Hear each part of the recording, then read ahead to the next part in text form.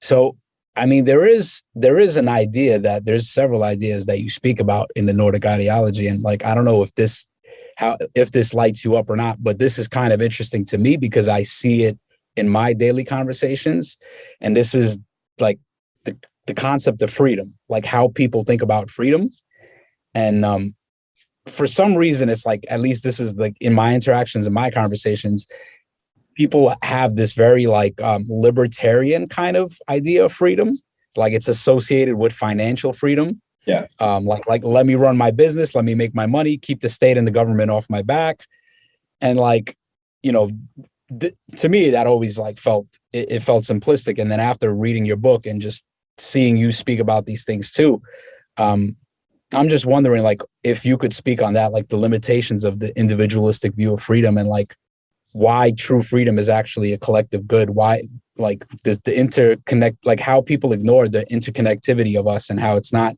you can't just be free just on your own. Like, there's no way to do that.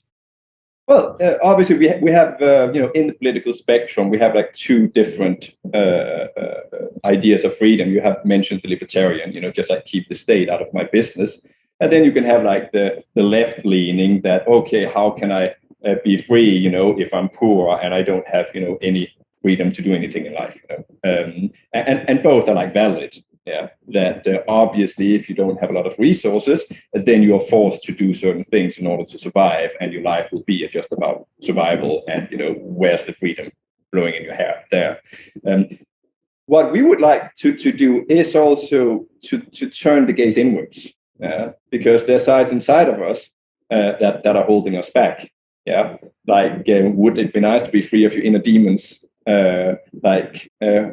trauma, whatever, all the things inside of us that are keeping us from being unleashed. Yeah, and that's again associated with inner development, which is like the core of the listening society. That hey, if we have like exterior development, societal development, what about development that people can develop? That's the gist of it. And also the idea that we have like several levels of freedom in society, and they are often associated with people who have or who gravitate or who are on like a higher level of complexity and have more freedom in their life.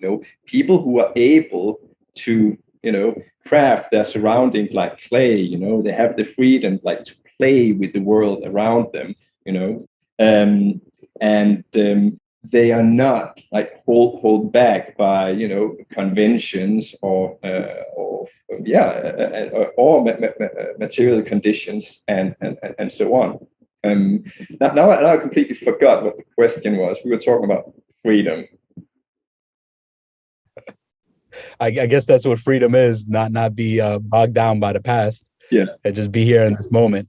But again, it's like when it comes to all these things, freedom, equality, and so on. That okay, what happens if we gaze, if we turn our gaze inward, right? And the same with equality, that often we consider each other unequal because of like social construction conventions out there. Like, why am I and Elon Musk not equals? Just because he's got like billions and billions, it's like, yeah, like if I would sit down, with Elon Musk and just like feel equal. Am I equal? Well, he got more money, yeah, but I'm probably got more of some other stuff.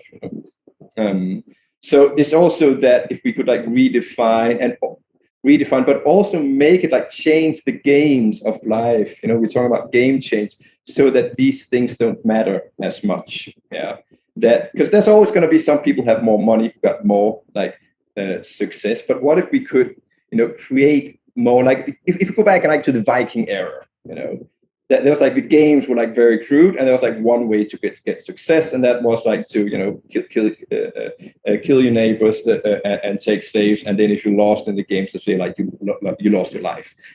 And now we like live in a much fairer and kinder climate. You get more chances, but still like a very crude game, and we measure that like in money and success,